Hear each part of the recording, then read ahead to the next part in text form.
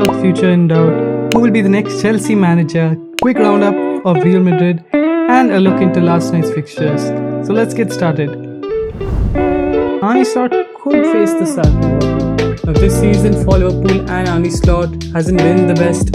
They've gone from defending champions to a club that has spent 440 million on Isaac, Wirtz and Ekitike and many other players, and big things were expected from these signings and from Arne Slot, but the expectations haven't been fulfilled. They have failed to defend the Premier League. They got knocked out against PSG in the Champions quarterfinals. They lost the FA Cup quarterfinals to City. So Arne Slot would have to prove himself, because even Salah is going to leave, Robertson is going to leave. They're going to lose some depth and experience. Next season, Arne Slot, I think, will have to prove himself. He has only 12 months on his contract. And with Xabi Alonso's availability, I think that could also speed things up, because I think from Liverpool's perspective, they feel like this is their only chance, or this is their chance to get Xabi Alonso, a player who knows the club, who's played at the club. And most people feel that Xabi Alonso is a guaranteed success, because even in his young career in management, he has done a lot. And Xabi Alonso, I think, would be perfect for Liverpool. Xabi Alonso also knows Wirtz and Frimpong, so maybe he can bring the best out of Wirtz, especially because he hasn't fulfilled expectation or been up to expectation. Maybe he can bring out the best in Isaac as well.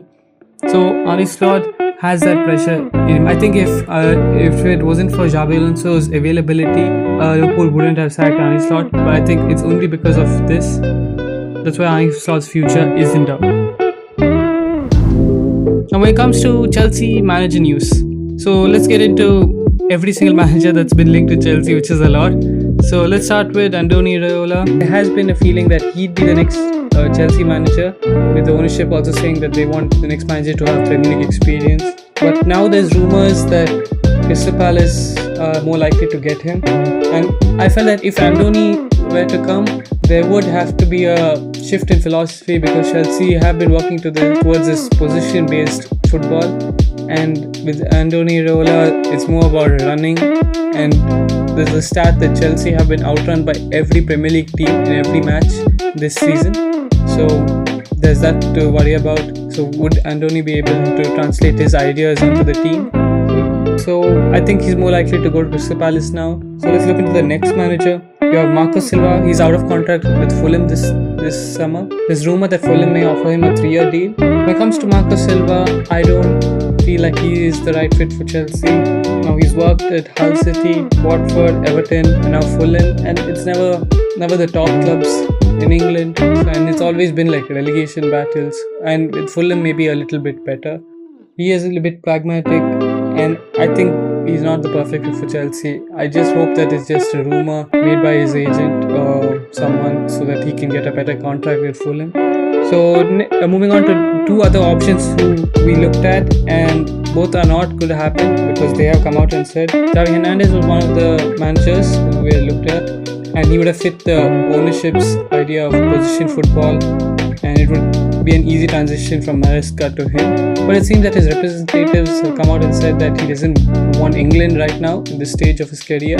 Maybe that was just a rumour created from the agent side, so that other clubs will know of his availability. Now, next person we were looking at was Cesc Fabregas, and most Chelsea fans wanted him because he's a former Chelsea player, and he has a similar situation to maybe what we look for nowadays in managers, where he's worked under many managers, many great managers as a player, and especially Pep.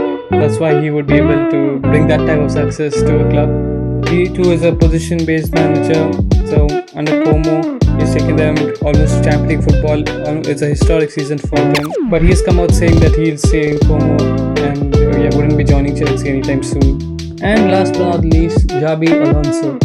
Now he is almost everyone's favourite, because again, he's worked under many great managers as a player. And as a manager, he has won the Invincible title in Leverkusen. Yeah, though Real Madrid hadn't worked out for him, maybe mostly because of the personalities in Real Madrid, I don't think that would be a big problem in Chelsea.